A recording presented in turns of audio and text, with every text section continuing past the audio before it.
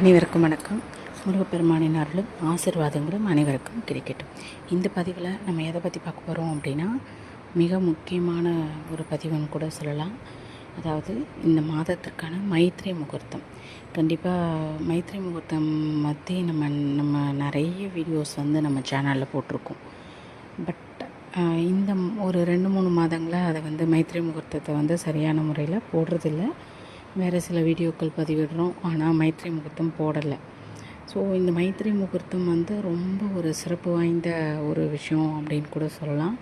So நிச்சயமாக கடன் தொல்லை அப்படின்னு அதிகமாக இருக்குது, அதுலேருந்து மீண்டு வரணும் அப்படின்னு நினைக்கிறவங்க நிச்சயமாக இந்த மைத்ரி முகூர்த்தத்தை பயன்படுத்திக்கலாம். நான் ஏற்கனவே தெளிவாக சொல்லியிருக்கேன், தெரியாதவங்களுக்காக நான் ஒரு ஓரலாக சொல்லிடுறேன்.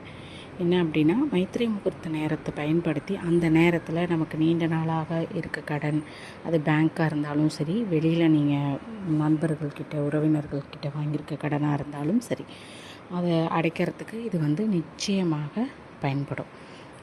அந்த நேரத்தை பயன்படுத்தி ஒரு பர்டிகுலர் அமௌண்ட்டை, அது 10 ரூபா 100 ரூபா, அது உங்களால் என்ன முடியுமோ அந்த அமௌண்ட்டை கடவுளை நினச்சி எடுத்து ஒரு கவரில், ஒரு மொய் கவராக இருக்கட்டும், இல்லை ஒரு பர்ஸாக கூட இருக்கட்டும், அதில் ஒரு பிரியாணி இலை, ஏலக்காய், நீங்கள் 11 ரூபா 101 ரூபா அப்படின்ற மாதிரியான ஒரு பர்டிகுலர் அமௌண்ட்டை எடுத்து வச்சு, நீங்கள் யாருக்கு கடன் அடைக்கணுமோ அதை அந்த பேப்பரில், இப்போ ஒரு மொய் கவரில் எழுதுறீங்க அப்படின்னா அந்த கவர் மேலேயே அந்த நபருடைய பெயரை எழுதி, இந்த கடன் விரைவில் அடிபட வேண்டும் அப்படி சொல்லி எழுதி அந்த அமௌண்ட்டை எடுத்து வச்சுருங்க.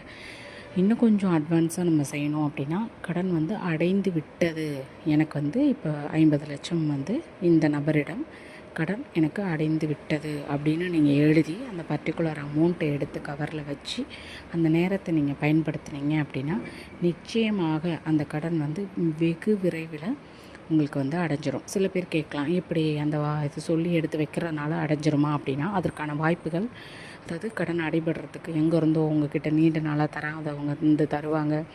ஒரு லோனுக்கு நீங்கள் ஏற்பாடு பண்ணியிருக்கீங்க அப்படின்னா அது கிடைக்கும். அது மாதிரி அதுக்கான சோர்ஸஸ் நிச்சயமாக உருவாகி அந்த கடனை நீங்கள் சீக்கிரமாக அடைபடுத்துருவீங்க. சரிங்களா, அடைச்சிருவீங்க. அது கண்கூட நிறைய பேர்த்துக்கு இது பயனடைஞ்சது அப்படிங்கிறதுனால தான் இந்த மைத்ரி முகூர்த்தத்தை நம்ம செஞ்சுட்டு இருக்கோம்.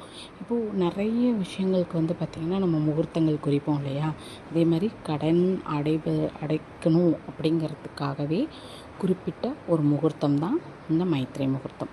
இது ஏப்ரல், இந்த 2025 ஏப்ரலில் நம்ம எப்போ வருது அப்படின்னா, இன்றைக்கி 16/4/2025 இரவு 8:15 PM முதல் 10:26 PM வரைக்கும் விருச்சிக லக்னம், அனுஷ நட்சத்திரத்தில் இன்றைக்கி புதன்கிழமை அமையுதுங்க. ஸோ இதை ஒரு நபர் நம்ம கமெண்ட் பாக்ஸ்லேயும் வேறு ஒரு வீடியோவில் கேட்டிருக்காங்க, இந்த மந்த்துக்கான மைத்ர முகூர்த்தத்தை போடுங்க அப்படின்னு. ஸோ அதுக்காகவும் தான் நான் இன்றைக்கி இந்த வீடியோவை கொடுக்குறேன். அடுத்து ஒரு முகூர்த்தம் எப்போ வருது அப்படின்னா, 27ஆம் தேதி வருதுங்க.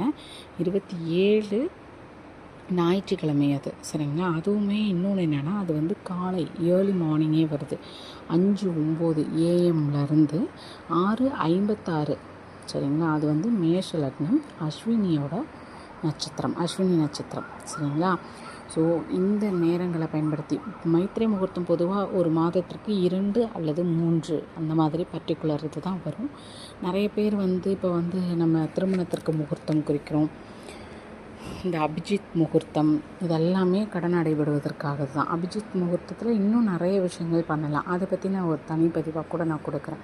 பட் இந்த மைத்ரி முகூர்த்தத்தை நீண்ட நாள் அடைபடாமல் இருந்து பண கஷ்டம் இருக்குது அப்படின்னா அந்த நேரத்தை பயன்படுத்தி நீங்கள் காசு நான் சொன்ன மாதிரி, அதே மாதிரி ஒரு இன்னைக்கு 16ஆம் தேதி நீங்கள் எடுத்து வச்சிட்டிங்க அப்படின்னா, அடுத்த முகூர்த்தத்தில் எடுத்து வைக்கணுமா அப்படின்னா தேவை கிடையாது, எடுத்து வைக்க வேண்டாம். ஒரு முகூர்த்தத்தை ஒருத்தவங்க பயன்படுத்தினா போதும். அதே மாதிரி இந்த ஒரு முகூர்த்தம் இவ்வளவு நேரம் இருக்கிறதுனால நீங்கள் 2-3 இடங்களில் கடன் இருக்குது அப்படின்னா 2-3 இடங்களையும் நீங்கள் தனித்தனியாக எழுதி கவர் எடுத்து வைங்க. ஒரே இடத்துல வைக்க வேணாம். அதை உங்கள் பூஜை அறையில் வச்சுக்கலாம், இல்லை அப்படின்னா உங்களுடைய பீரோவில் கூட அந்த இதை வந்து எடுத்து வச்சு எழுதிட்டு சாமி கும்பிட்டு அதை நீங்கள் எடுத்து வச்சுருங்க. அந்த காசை அந்த கடன் அடைஞ்சதுக்கப்புறம் அந்த காசை என்ன பண்ணணும் அப்படின்னா, கடன் அடைக்கும் போது அந்த தொகையில் இந்த தொகையும் ஆட் பண்ணிடுங்க. இப்போ வெறும் 10 ரூபாய் எடுத்து வைக்கிறோம் அப்படின்னா அந்த தொகையில் ஆட் பண்ண முடியாது அப்படின்னா என்ன பண்ணலாம் அப்படின்னா, பூஜை பொருட்கள் ஏதாவது நீங்கள் உங்கள் வீட்டில் சாமி கும்பிட்றதுக்கு பூவோ இந்த மாதிரியான விஷயங்களை வாங்கிறதுக்கு பூஜை சார்ந்த விஷயங்களுக்காக அந்த பணத்தை வந்து நீங்கள் பயன்படுத்திக்கலாம். இதுதாங்க முறை. இதை கண்டிப்பாக முழு நம்பிக்கையோடு செய்யுங்க. எல்லாத்துக்கும் நல்லதே நடக்கும். நன்றி, வணக்கம். வேறு ஒரு நல்ல பதிவில் கண்டிப்பாக சந்திக்கிறேன். வணக்கம்.